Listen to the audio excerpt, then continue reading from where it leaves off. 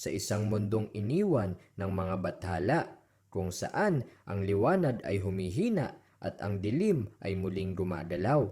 Kapag ang mga kaharian ay isa-isang bumagsak at ang mga tagapagtanggol ay nagsimulang magduda, isang lihim ang madigising, isang kapangyarihang hindi pumipili ng panig. Ito ang kwento ng pagbabalik ng liwanag ng buwan at ng isang nilalang na magpapabago sa kapalaran ng Encantadia. Ito ang simula ng balanse, at sa muling pagningning ng buwan sa kalangitan, nagsisimula pa lamang ang tunay na laban. Sapagkat sa Encantadia, ang liwanag at dilim ay hindi magkaaway, sila'y parehong bahagi ng kapalaran. At ang susunod na yugto ay mas mapanganib pa. Kung nagustuhan ninyo ang kwentong ito, paki-like ang video, mag-comment ng inyong teorya at huwag kalimutang mag-subscribe.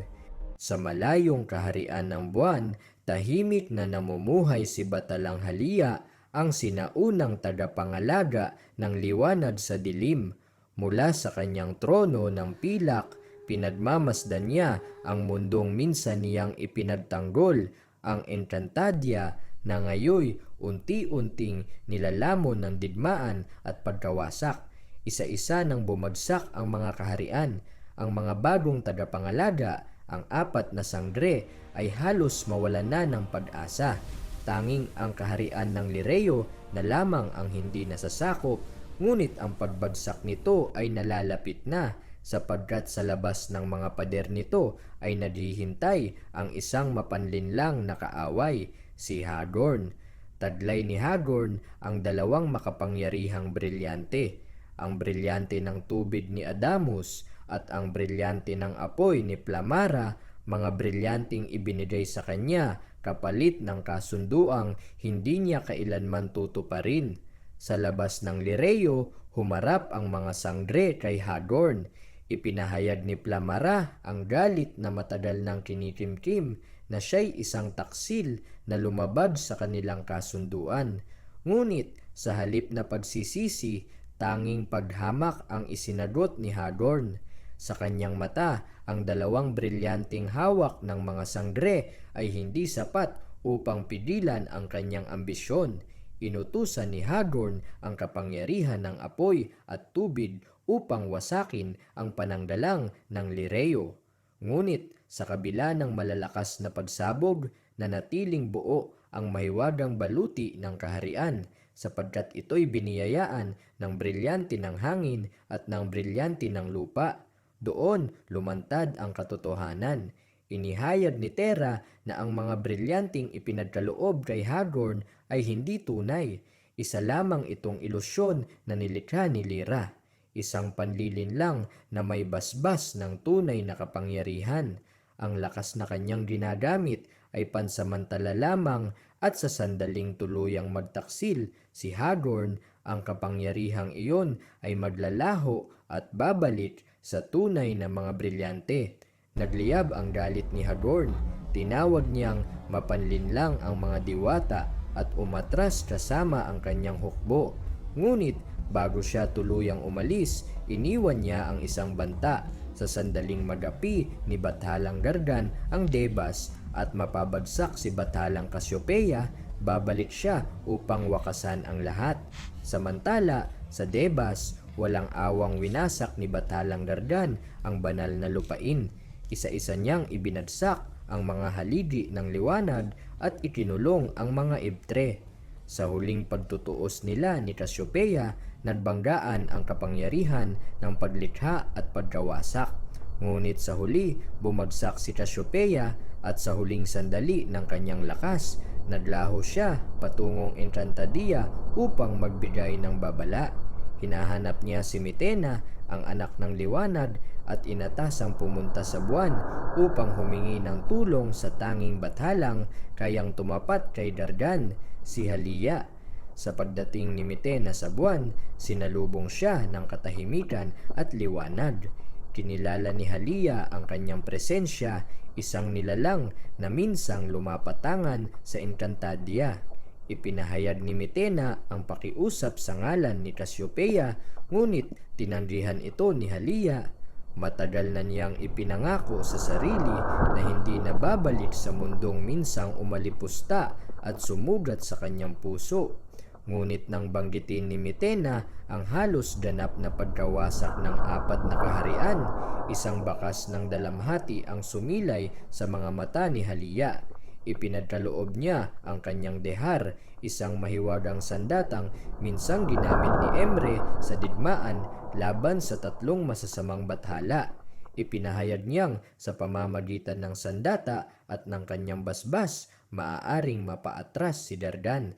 Ngunit hindi iyon sapat. Ipinahayag ni Mitena ang huling katotohanan na si Halia lamang ang tunay na liwanag na kayang lumaban sa ganap na kadiliman. Sa huli, nagsalita si Halia, sa tulong ng kanyang dehar at banal na basbas, may muling babangong bathala. Ang mga kahariang pinalubog ng dilim ay muling lilitaw, at ang liwanag ng buwan ay muling bababa sa Encantadia. Sa muling pagbaba ni Batalang Halia, muling magbabago ang kapalaran ng mundo, at ang digmaan ng liwanag at kadiliman ay tuluyan nang magsisimula. Sa sandaling tumapak ang liwanag ng buwan sa lupain ng Encantadia, nagbago ang himig ng mundo. Ang hanging dati may dalang takot ay napalitan ng bulong ng pag-asa. Sa kalangitan, ang buwan ay nagningning ng higit kailanman, hudyat ng muling pagising ng isang sinaunang kapangyarihan. Mula sa himpapawid, bumaba si Batalang Halia, tangan ang kanyang dehar na kumikislap sa pilak na liwanag. Sa bawat hakbang niya sa lupa, humuhupa ang kadiliman. Ang mga sugat ng digmaan ay tila pansamantalang humihilom, at ang mga pusong pinanghihinaan ng loob ay muling nagkaroon ng lakas. Naramdaman ni Batalang Dardan ang pagbabagong iyon. Sa Debas na kanyang inangkin, yumanid ang mga haligi ng kadiliman. Ang liwanag ng buwan ay isang kapangyarihang matagal na niyang kinatatakutan, sapagkat ito ang liwanag na hindi niya kailanman tuluyang mapapawi. Tinipon ni Dardan ang kanyang hukbo. Ang mga nilalang ng dilim ay muling bumangon, at ang mga anino ay gumapang patungo sa Encantadia. Sa kanyang mata, ang pagbabalik ni Halia ay hindi pag-asa kundi isang hamon. Sa Lireo, nagtipon ang 4 na sangre. Sa unang pagkakataon, matapos ang sunod-sunod na pagkatalo, muli nilang nasilayan ang isang bathalang hindi nagtatago, hindi umatras, at hindi natitinag. Sa liwanag ng buwan, muling umalab ang kanilang paniniwala na ang Encantadia ay hindi patapos. Itinaas ni Halia ang kanyang dehar at binasbasan ang lupa. Mula sa ilalim ng mga guho, unti-unting sumibol ang mga kahariang pinalubog ng digmaan. Ang mga ilog ay muling umagos, ang mga punong natuyo ay nagkaroon ng buhay, at ang mga sagradong templo ay muling nagningning. Ngunit kasabay ng pagbabalik ng liwanag ay ang pagdating ng digmaan. Sa hangganan ng Lireo at Debas, nagharap ang dalawang bathala, liwanag laban sa kadiliman. Ang bawat banggaan ng kanilang kapangyarihan ay yumanid sa kalangitan at lupa. Ang buwan ay tila naging saksi sa paghuhukom ng mga Diyos. Tinangka ni Dardan na lunurin ang mundo sa ganap na dilim, ngunit sa bawat aninong kanyang nilikha, isang sinag ng liwanag ang sumibol mula sa dehar ni Halia. Hindi ito liwanag na nananakit, kundi liwanag na naghahayag ng katotohanan na ang kadiliman ay may hangganan. Habang nagpapatuloy ang labanan, isang presensya ang muling nagising. Mula sa pagitan ng liwanag at anino, may isang kapangyarihang muling bumabalik, isang bathalang minsang ipinangako ni Halia, ang isang pagkabuhay na magbabago sa balanse ng lahat. Sa gitna ng kaguluhan, naramdaman ng mga sangre ang panawagan ng buwan. Ang kanilang mga brilyante ay tumugon sa liwanag ni Halia. Isa-isa silang lumipad patungo sa labanan handang isugal ang lahat para sa kanilang mundo. Ngunit sa kabila ng pagbabalik ng liwanag, hindi pa ito ang wakas, sapagkat sa pag-atras ni Dardan, isang babala ang iniwan niya na ang tunay na digmaan ay hindi pa nagsisimula at ang buwan ay muli niyang hahamunin. Sa huling sandali, tumingala si Halia sa kalangitan. Alam niyang ang kanyang pagbabalik ay simula lamang ng mas malaking kapalaran. Ang Encantadia ay muling nagising, ngunit ang presyo ng liwanag ay maaaring higit pa sa inaasahan ng lahat. At sa ilalim ng buong buwan, isang tanong ang nananatili: hanggang kailan mananatili ang liwanag kung ang dilim ay hindi kailanman natutulog? Sa ilalim ng liwanag ng buwan na binantayan ni Bathalang Halia, isang lihim ang tuluyang nagising, isang kapangyarihang hindi isinilang sa liwanag o sa dilim, kundi sa pagitan ng dalawa, isang bathalang matagal nang ipinangako ng kapalaran. Sa kaibuturan ng Encantadia, sa lupang minsang pinalubog ng mga unang digmaan ng mga bathala, umalingaw-ngaw ang pintig ng lupa. Ang mga sinaunang tatak na iniwan ng mga unang diwata ay muling nagningning, hudyat ng pagbangon ng isang nilalang na matagal nang natutulog.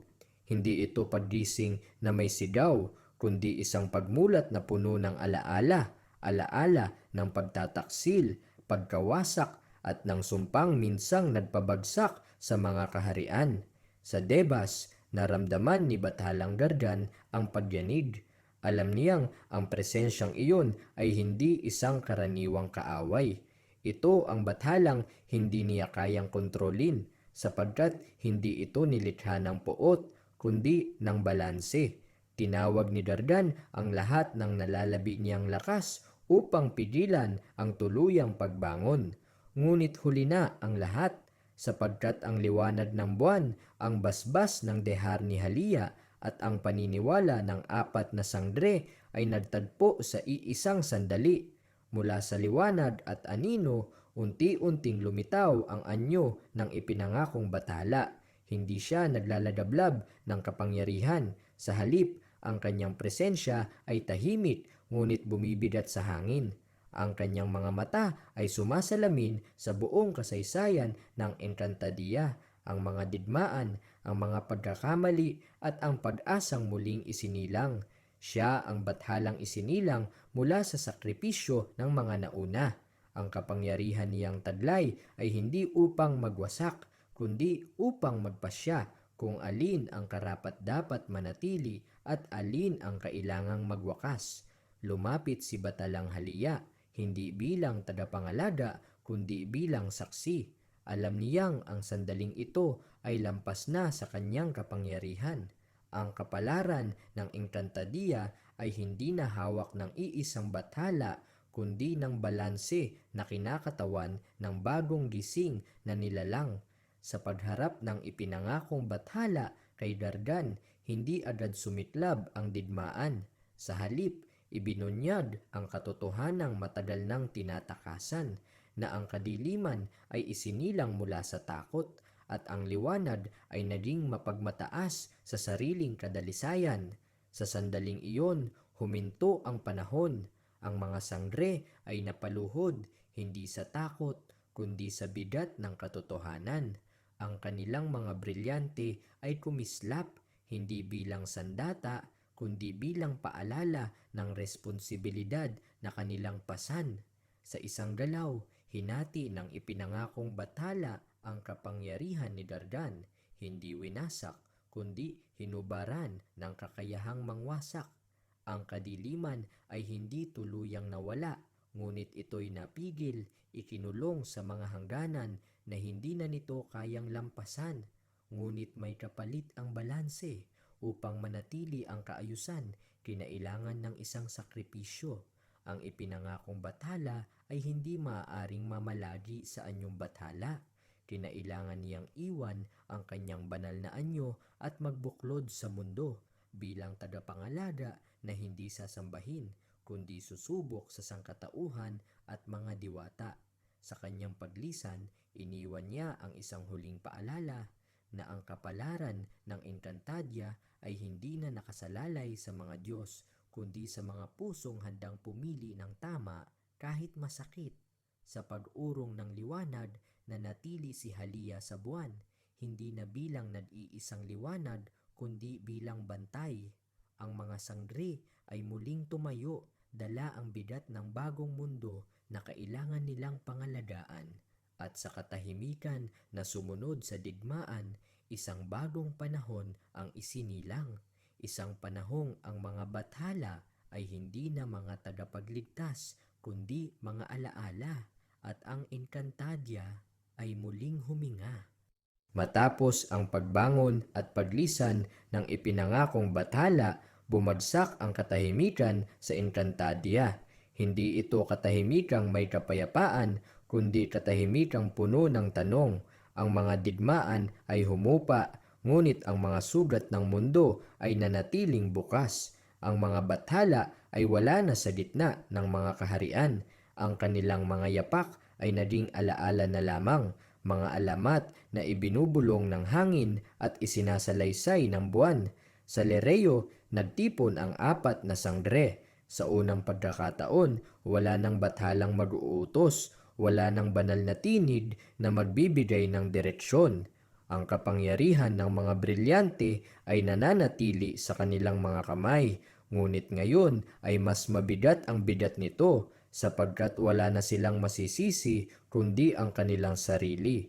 Sa ilalim ng puno ng diwata, binalikan nila ang mga pangako ng nakaraan.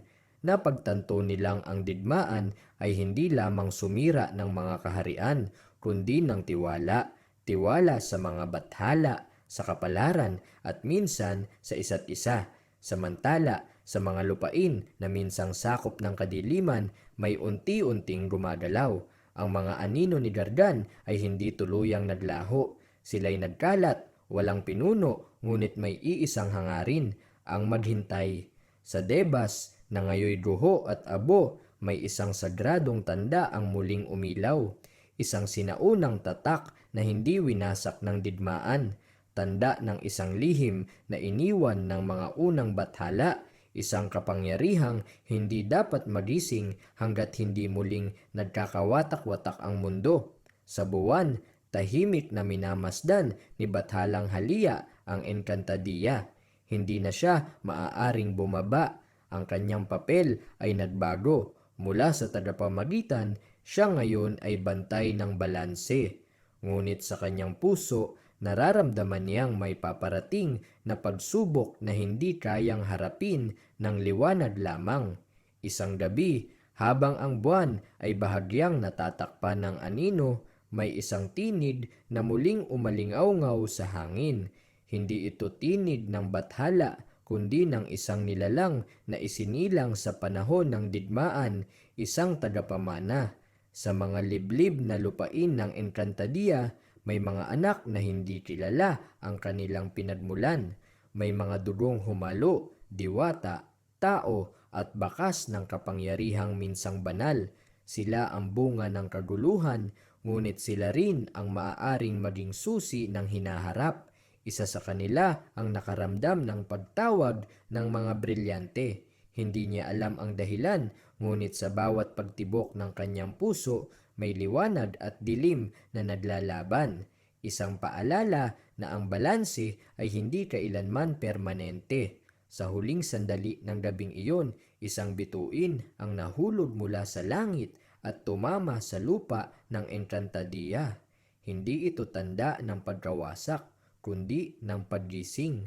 Ang panahon ng mga bathala ay tapos na at ang panahon ng mga tagapamana ay nagsisimula pa lamang. Sa mundong iniwan ng mga bathala, isang nilalang ang isinilang hindi sa liwanag at hindi rin sa ganap na dilim. Siya ang bunga ng kaguluhan ng digmaan, ang anak ng balanse. Hindi alam ng Encantadia ang kanyang pangalan, ngunit nararamdaman siya ng mundo. Sa bawat pag-ikot ng hangin, sa bawat pagdaloy ng ilog, may isang tibok na kakaiba, isang presensyang parehong nagbibigay buhay at nagbabanta.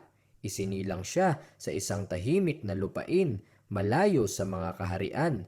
Wala siyang korona, walang brilyante, at walang kaalamang siya ay mahalaga. Ngunit sa kanyang dugo, dumadaloy ang kapangyarihang minsang pinag-agawan ng mga bathala. Habang siya'y lumalaki, napapansin niya ang mga bagay na hindi nakikita ng iba. Naririnig niya ang bulong ng lupa, ang daing ng hangin, at ang mga aninong hindi tuluyang naglaho matapos ang digmaan. Sa gabi, ang buwan ay tila laging nakatingin sa kanya, hindi bilang bantay, kundi bilang saksi. Sa Lireo, muling gumalaw ang mga brilyante. Ang apat na sangre ay nadulantang sa biglaang pag-alon ng kanilang kapangyarihan. Hindi ito babala ng digmaan, kundi panawagan, isang paanyaya na matagal nang ipinangako ng kapalaran. Sa buwan, naramdaman ni Batalanghalia ang pag-igting ng balanse. Alam niyang ang anak ng balanse ay buhay na patunay na ang mundo ay hindi na maaaring ibalik sa dating kaayusan. Ang bagong panahon ay mangangailangan ng bagong uri ng tagapangalaga, isang hindi banal, ngunit hindi rin mortal lamang. Ngunit hindi lahat ay naghihintay ng liwanag. Sa mga guho ng Debas, ang mga anino ni Dargan ay muling nagtipon.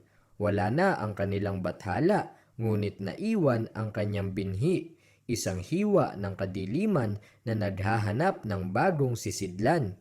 At ang anak ng balanse ang perpektong daluyan. Isang gabi sa ilalim ng kalahating buwan, unang nagising ang tunay na kapangyarihan ng bata. Sa isang sandaling puno ng takot at pagtataka, nagbanggaan sa kanyang loob ang liwanag at dilim. Ang lupa ay yumanig at ang kalangitan ay tumahimik, tila humihinga ang mundo kasama niya. Sa sandaling iyon, napagtanto ng Encantadia ang isang katotohanan. Ang balanse ay hindi likas na payapa, ito'y palaging sinusubok. Sa huling sandali ng gabi, isang figura ang lumitaw mula sa liwanag ng buwan. Hindi siya bumaba bilang bathala, kundi bilang gabay. Isang anyong hindi lubos makita, ngunit sapat upang magbigay ng direksyon. Ang anak ng balanse ay hindi isinilang upang mamuno, siya'y isinilang upang pumili, at sa kanyang unang hakbang patungo sa kapalaran, muling gumalaw ang mundo, handa na sa panibagong yugto ng digmaan, hindi ng mga Diyos, kundi ng mga nilalang na kailangang magpasya kung anong liwanag ang kanilang ipagtatanggol. Sapagat ang tunay na laban ng Encantadia ay nagsisimula sa loob ng puso ng anak ng balanse. Sa pagitan ng liwanag at dilim, nagsimula ang unang tunay na pagsubok ng anak ng balanse. Hindi ito laban ng espada o kapangyarihan, kundi laban ng pagpili, isang pagpiling magtatakda sa kapalaran ng dalawang mundo. Sa kanyang panaginip, bumukas ang dalawang landas. Ang isa ay naligo sa liwanag, ang mundo ng mga diwata at kahariang muling bumabangon. Ang isa na may balot ng anino, ang mundong iniwan ng mga bathala, puno ng galit, pangako ng lakas at walang hanggang kapangyarihan. Sa liwanag, tinawag siya ng mga sangre. Ipinakita sa kanya ang isang Encantadiang muling nabubuo, mga ilog na umaagos, mga batang muling tumatawa, at mga kahariang handang ipaglaban ang kapayapaan. Ngunit kapalit nito ang mabigat na responsibilidad, ang isuko ang sarili at mamuhay para sa lahat. Sa dilim naman, umalingaw-ngaw ang mga anino ni Dargan. Ipinangako nila ang kalayaan, walang batas, walang sakripisyo at walang inaasahang kabutihan. Isang mundong kung saan ang lakas ang siyang batas at ang sakit ay pinagmumulan ng kapangyarihan. Habang lumalalim ang panaginip, naramdaman ng anak ng balanse ang paghila ng dalawang mundo sa kanyang kaluluwa. Ang liwanag ay humihingi ng pagtitiis, ang dilim ay nag-aalok ng ginhawa, at sa gitna nila ang kanyang puso ay nanginginig. Sa buwan, naramdaman ni Batalanghalia ang pagsubok. Alam niyang hindi siya maaaring makialam. Ang balanse ay hindi maaaring ipilit, ito'y pinipili. Sa isang sandali ng katahimikan, humarap ang anak ng balanse sa kanyang sarili. Nakita niya ang kanyang takot, galit at pagnanais na tumakas sa bigat ng kapalaran. Doon niya napagtanto ang isang katotohanan. Ang dalawang mundo ay hindi magkaaway, sila'y parehong bahagi ng kanya. Sa kanyang paggising, bumuka ang lupa at kalangitan. Ang liwanag at dilim ay hindi nagbanggaan, kundi nagsanib. Sa unang pagkakataon, ginamit ng anak ng balanse ang kapangyarihan hindi upang pumili ng panig, kundi upang paghilumin ang pagitan. Ngunit ang pagsubok ay hindi pa tapos, sapagat ang pagpiling ginawa niya ay gumising sa isang mas matandang puwersa, isang nilalang na nabubuhay sa pagitan ng mga mundo, tagapagbantay ng mga hangganan at kaaway ng sino mang sisira sa balanse. Sa huling sandali, umalingaw-ngaw ang tinig mula sa kawalan. Kung hindi ka liwanag at hindi ka dilim, patunayan mong karapat-dapat kang mamuhay sa gitna. At sa pagsara ng panaginip, alam ng anak ng balanse na ang susunod na pagsubok ay hindi na panloob. Ito'y magiging laban ng mundo, laban sa kanya. Sa lugar na hindi tinatapakan ng liwanag o nilalamon ng dilim, umiiral ang hangganan, isang mundong nasa pagitan ng lahat ng daigdig. Dito, nananahan ang nilalang na hindi kailanman sinasamba, ngunit kinatatakutan ng mga bathala mismo, ang tagapagbantay ng hangganan. Sa paglapit ng anak ng balanse, tumigil ang oras. Ang hangin ay hindi gumalaw at ang mga anino ay tumigil sa paghinga. Sa gitna ng kawalan, unti-unting lumitaw ang figura ng tagapagbantay. Walang malinaw na anyo, ngunit puno ng presensya na kayang yumanid sa kaluluwa. Hindi siya nagpakilala, hindi rin siya nagbanta, sapagkat ang kanyang tungkulin ay hindi manghusga, kundi sumukat. Sa isang galaw, hinati ng tagapagbantay ang hangganan sa 3 landas. Ang una ay ang landas ng liwanag, isang mundong payapa ngunit walang kalayaan. Ang ikalawa ay ang landas ng dilim, malaya ngunit winawasak ng sariling pagnanasa. At ang ikatlo ay ang landas ng gitna, isang landas na walang katiyakan, puno ng sakit, ngunit may pag-asa. Ipinakita sa anak ng balanse ang mga posibleng kinabukasan. Sa liwanag, nakita niya ang enkantadiyang ligtas, ngunit tahimik, walang sigalot, ngunit walang paglago. Sa dilim, nakita niya ang mundong malaya, ngunit wasak, kung saan ang lakas ang batas at ang mahihina ay nalilimutan. Sa landas ng gitna, nakita niya ang mga nilalang na patuloy na nadarapa, ngunit muling tumatayo. Isang mundong hindi perpekto, ngunit may kakayahang matuto. Tinanong siya ng tagapagbantay, hindi sa salita, kundi sa bigat ng katahimikan.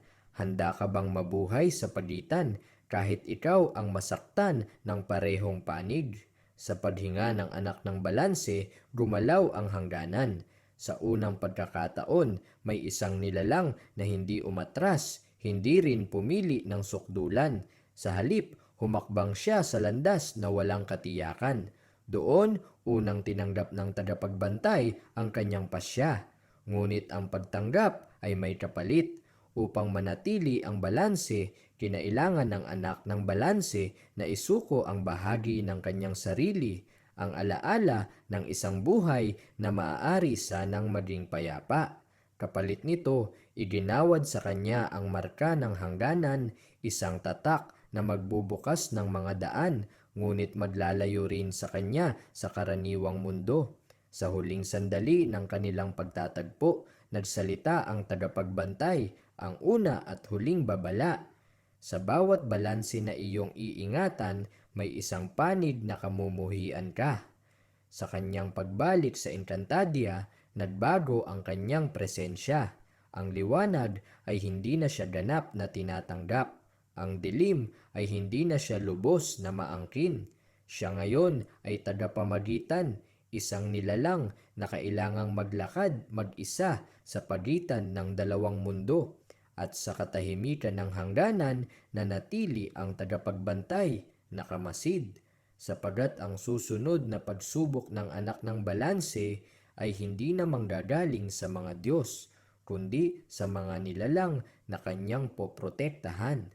Matapos ang pagbalik ng anak ng balanse mula sa hangganan, nagbago ang ihip ng kapalaran sa Encantadia. Ang kanyang presensya, hindi liwanag, hindi dilim, ay nagdulot ng pag-asa sa ilan, ngunit takot sa marami. Sa Lireo, nagtipon ang 4 na sangre sa ilalim ng punong diwata. Sa unang pagkakataon, mula nang bumagsak ang mga bathala, ang kanilang pagpupulong ay hindi puno ng pagkakaisa, kundi ng alinlangan. Ang mga brilyante sa kanilang mga kamay ay kumikislap ng hindi magkakatugma, tila sumasalamin sa kanilang nagkakaibang paniniwala. Ang isa ay naniniwalang ang anak ng balanse ang susi sa pangmatagalang kapayapaan, isang nilalang na maaaring magsilbing tulay sa pagitan ng mga mundo. Para sa kanya, ang balanse ay ang tanging paraan upang hindi na maulit ang digmaan ng mga bathala. Ngunit ang isa naman ay tumutol. Para sa kanya, ang kapangyarihang hindi pumipili ng panid ay isang banta. Ang kasaysayan ay paulit-ulit na nagturo na ang pag-aatubili ay nagdadala ng kapahamakan. Sa kanyang paniniwala, ang Encantadia ay nangangailangan ng malinaw na liwanag, hindi ng gitna. Ang ikatlo ay tahimik. Sa kanyang mga mata, nakita niya ang mga bakas ng dilim na hindi tuluyang nawala. Ang alaala ni Dargan ay sariwa pa rin at ang takot na muling magkamali ay bumabalot sa kanyang puso. Para sa kanya, ang pagtitiwala ay isang sugal na maaaring magbuwis ng lahat. Ang ika-4 ay nag-alinlangan sa lahat. Nakita niya ang bigat na pasan ng anak ng balanse, isang nilalang na walang piniling kapalaran, ngunit pinipilit magdala ng mundo sa kanyang balikat. Ngunit ang awa ay hindi sapat na dahilan upang isugal ang kaligtasan ng Encantadia. Habang tumitindi ang pagtatalo, gumalaw ang mga brilyante. Ang dating iisang himig ay nahati sa 4 na pulso. Ang lupa sa Lireo ay bahagyang yumanig. Isang babalang ang pagkakawatak ng mga sangre ay may kapalit. Sa buwan, naramdaman ni Batalang Halia ang pagkaputol ng pagkakaisa. Alam niyang ang liwanag ay hindi nawawala dahil sa dilim, kundi dahil sa pagkakahati-hati. Sa gitna ng pagtatalo, isang balita ang dumating mula sa mga hangganan ng Encantadia. Ang mga anino ay muling gumagalaw, hindi bilang hukbo, kundi bilang bulong, sumisiksik sa isipan ng mga nilalang, nagpapalakas ng takot at galit. Isa-isang umalis ang mga sangre, hindi bilang magkakaaway, kundi bilang mga piniling maglakad sa magkaibang landas.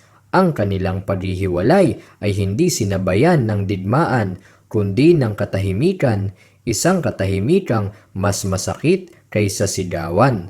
Sa huling sandali ng gabi, tumingala ang anak ng balanse sa buwan. Alam niyang ang kanyang pag-iral ang naging mitsa ng pagkakahati. Ngunit alam din niyang ang balanse ay hindi kailanman ipinanganak mula sa ganap na pagkakaisa, kundi mula sa pagharap sa pagkakaiba. At habang ang mga sangre ay nagkanya-kanya ng landas, isang tanong ang bumabalot sa Encantadia. Kapag ang mga tagapagtanggol ay nagkawatak-watak, sino ang tatayo kapag bumalik ang digmaan? Matapos ang pagkakawatak ng mga sangre, ang Encantadia ay naiwan sa kamay ng mga nilalang nito.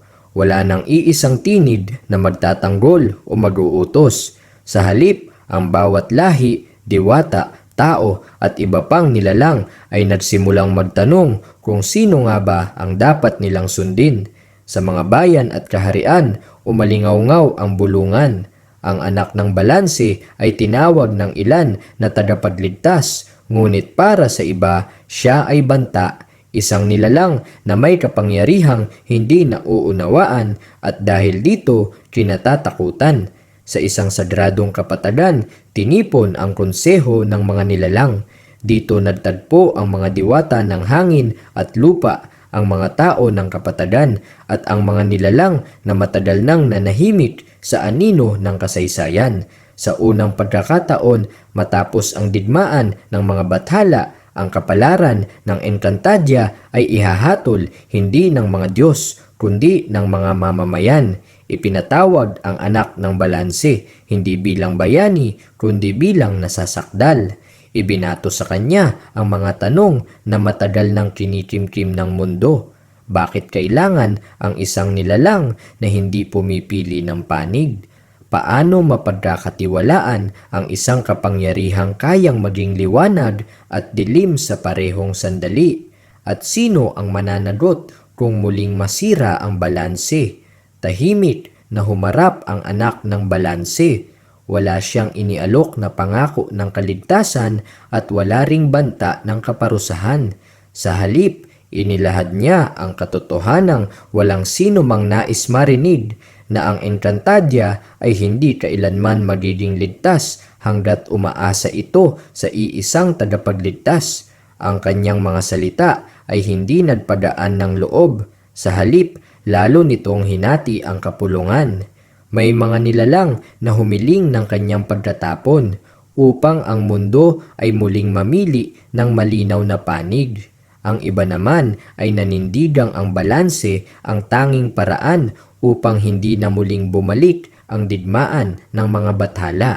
Habang tumitindi ang pagtatalo, gumalaw ang hangganan.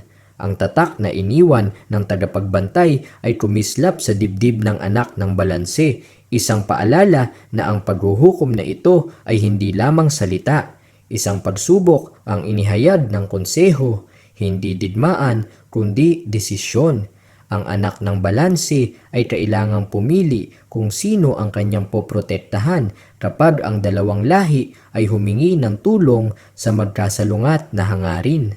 Sa sandaling iyon, napagtanto ng Encantadia ang bigat ng kanilang hiniling. Ang paghuhukom ay hindi lamang para sa kanya, ito'y salamin ng kanilang sariling takot at pananagutan. Sa pagtatapos ng pagtitipon, walang malinaw na hatol ang ibinigay. Sa halip, isang pasya ang ipinasa sa hinaharap na ang anak ng balanse ay mananatili, ngunit sa ilalim ng mata ng buong mundo. Sa pag-alis ng konseho, isang katotohanan ang nanatili sa hangin. Ang tunay na paghuhukom ay hindi nagmumula sa kapangyarihan, kundi sa mga pagpiling ginagawa kapag walang bathalang sasalo ng sisi.